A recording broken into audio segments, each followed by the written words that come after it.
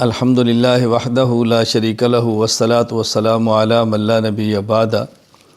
قرآن کریم سورۃ الفاتحہ اور 30 پاروں کا نام ہے۔ سورۃ الفاتحہ فتح سے ہے، قرآن کریم کو کھولا جا رہا ہے، قرآن کریم کا آغاز کیا جا رہا ہے، اس لیے سورت کا نام سورۃ الفاتحہ ہے۔ اور اس سورت کا ایک معروف نام سورۃ ام الکتاب، ام القرآن ہے، یعنی قرآن کریم کا خلاصہ۔ قرآن کریم میں اللہ رب العزت نے 6 مضامین کو تفصیل کے ساتھ بیان فرمایا ہے۔ نمبر 1 توحید، نمبر 2 رسالت، نمبر 3 قیامت، نمبر 4 احکام، نمبر 5 ماننے والے، نمبر 6 نہ ماننے والے۔ اور ان 6 کا خلاصہ سورۃ الفاتحہ میں اللہ رب العزت نے بیان فرما دیا ہے۔ الحمدللہ رب العالمین الرحمن الرحیم، اس میں توحید کو بیان فرمایا۔ مالک یوم الدین، اس میں قیامت کو بیان فرمایا۔ ایاک نعبد و ایاک نستعین، اس میں احکام کو بیان فرمایا۔ صراط الذین انعمت علیہم، اس میں رسالت کو بیان فرمایا اور ماننے والوں کو بیان فرمایا۔ غیر المغضوب علیہم ولا الضالین، اور اس میں نہ ماننے والوں کو بیان فرمایا۔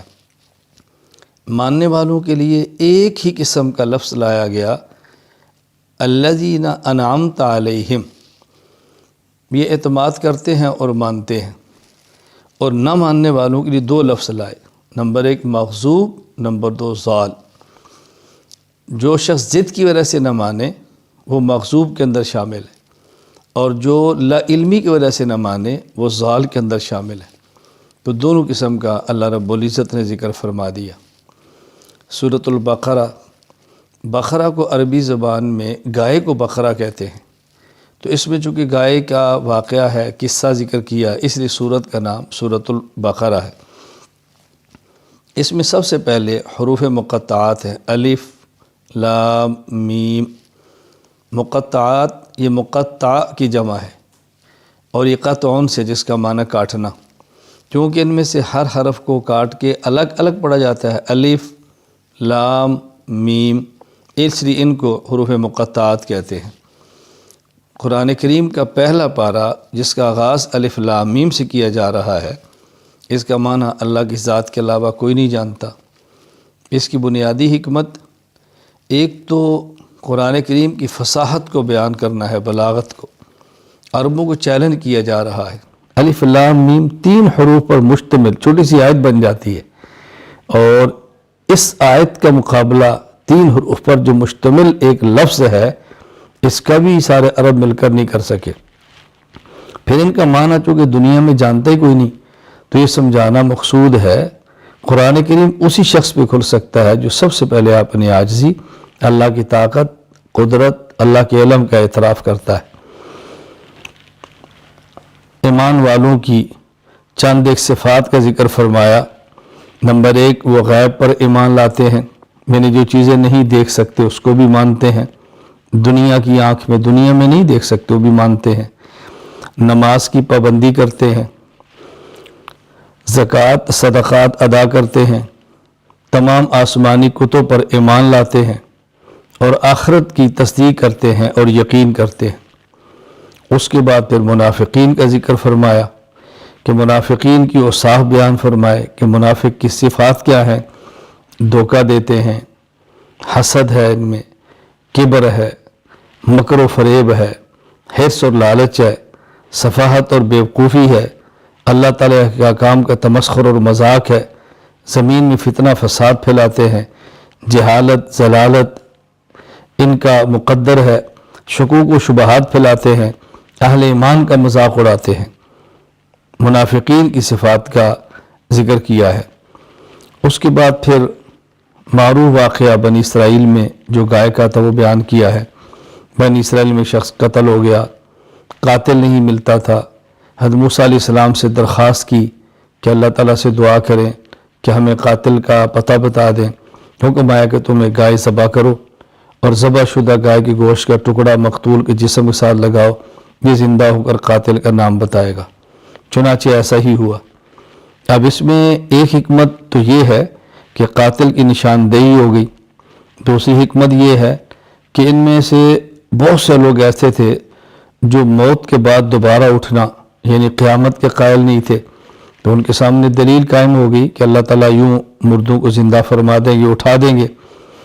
اور یہ لوگ بچھڑا یعنی گائے کے بچے کی عبادت کرتے تھے، تو بتا دیا گیا بھی یہ تو دیکھو قتل ہو گیا ہے، ذبح ہو گیا ہے، تو ذبح ہونے والا، قتل ہونے والا، مرنے والا یہ معبود کیسے ہو سکتا ہے؟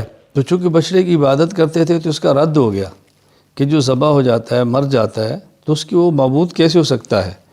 تو اس بچڑے کے ساتھ جو عقیدت تھی، عبادت کا تعلق تھا، اس پر رد کیا۔ پھر اس میں حضرت آدم علیہ السلام کی خلافت کا ذکر فرمایا ہے۔ اللہ تعالیٰ نے سب سے پہلا شخص جو اپنا خلیفہ بنا کر دنیا میں بھیجا حضرت آدم ہیں۔ آدم علیہ السلام کی خلافت کا بیان فرمایا، ملائکہ کے مکالمے اور گفتگو کا ذکر فرمایا، پھر یہود اور نصارہ کی عادات کو بیان کیا۔ ان کی عادات بد کیا ہیں؟ حق کو چھپا لیتے ہیں، خاتم النبی حضرت محمد صلی اللہ علیہ وسلم کی نبوت کا انکار کرتے ہیں۔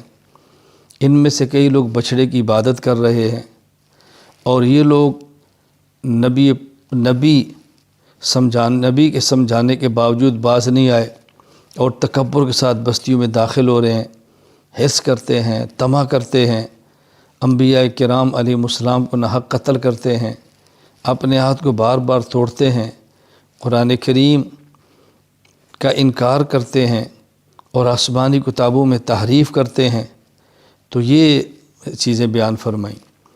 ان تمام چیزوں کے بیان کرنے کا مقصد کیا ہے کہ جو اچھے اوصاف ہیں مومنین کے، اس کو ہم نے اختیار کرنا ہے، اور جو گندے اوصاف ہیں منافقین کے، یہود کے، نصارہ کے، اس سے ہم نے بچنا ہے۔ اچھی عادات کو اختیار کرنا ہے اور بری عادات سے ہم نے دور رہنا ہے۔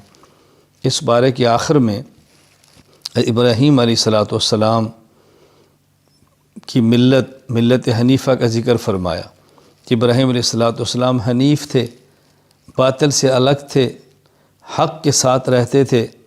تو ہمیں بھی چاہیے کہ ملت ابراہیمیہ کا خیال کریں، اتباع کریں، یعنی باطل سے الگ رہیں، حق کے ساتھ جڑے رہیں۔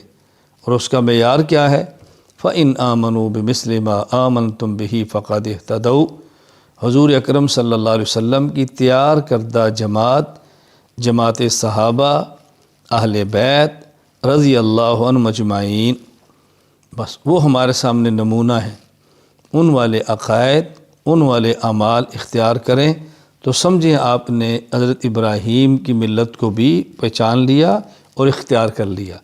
ان کو چھوڑ دیا تو سمجھے ملت ابراہیمی کو بھی چھوڑ دیا ہے۔ اللہ تعالی ہمیں اچھی عادات اختیار کرنے کی، اپنانے کی، اور بری عادات سے بچنے کی توفیق عطا فرمائے۔ وآخر دعوانا ان الحمد للہ رب العالمین۔